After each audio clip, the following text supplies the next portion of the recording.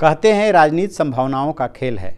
जब संभावनाएं बनती दिखती है तो राजनीतिक दलों और राजनेताओं की रणनीति दूसरी होती है, और जब संभावनाएं बनती हुई नहीं दिखती है तो रणनीति बदल जाती है। जी हाँ, कांग्रेस के वरिष्ठ नेता पी चिदम्बरम की माने तो राहुल गांधी कांग्रेस की तरफ से पीएम के उम्मीदवार नहीं होंगे। जरा सोचिए। मैं हूं विद्याशंकर तिवारी, इंडिया न्यूज़ के डिजिटल चैनल इन खबर के लिए।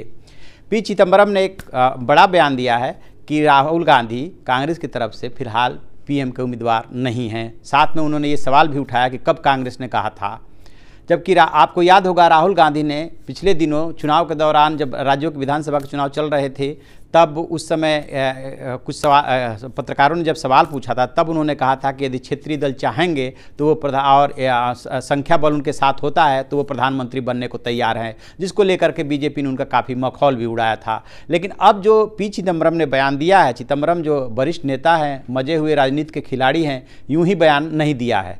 दरअसल इसके पीछे कांग्रेस की रणनीति है कि इस समय उसका एकमात्र टारगेट है किसी तरह से बीजेपी को हराना अगले आम चुनाव में, और उसे हराने के लिए उसे वो अभी कांग्रेस के दूसरे बड़े नेता सलमान खुर्शीद ने बयान दिया था कि कांग्रेस अपने बल पे बीजेपी को अभी हराने की स्थिति में नहीं है। तो उसे साफ साफ दिख रहा है कि जब तक क्षेत्रीय दलों का साथ नहीं मिलेगा बीजेपी को वो अकेले दम पे नहीं हरा पाएगी। लिहाजा थोड़ा सा वो रणनीति को अपना शिफ्ट कर रही है कि फिलहाल बिना वो फेस के मैदान में उतरना चाहती है। हालांकि अभी चुनाव में देरी है, 6-8 महीने की देरी है, बिना फेस के मैदान में उतरना चाहती है ताकि पहले से ही क्षेत्रीय दलों और कांग्रेस में प्रधानमंत्री पद को लेकर के कोई मतभेद न उभरे। दूसरी तरफ एक रायबरेली से खबर आ रही है। रायबरेली से खबर यह है कि वहाँ पे प्रियंका गांधी वाड्रा के लापता होने के पोस्टर लग गए हैं। राजनीति में ऐसे हथकंडे अपनाए जाते हैं जिससे कि किसी तरह से चर्चा हो, पर्चा बटे, इस तरह की बातें राजनीति में होती रहती है। लेकिन आखिरकार प्रियंका गांधी वाड्रा के इस तरह के उनकी पोस्टर लगाने की जरूरत क्यों पड़ी?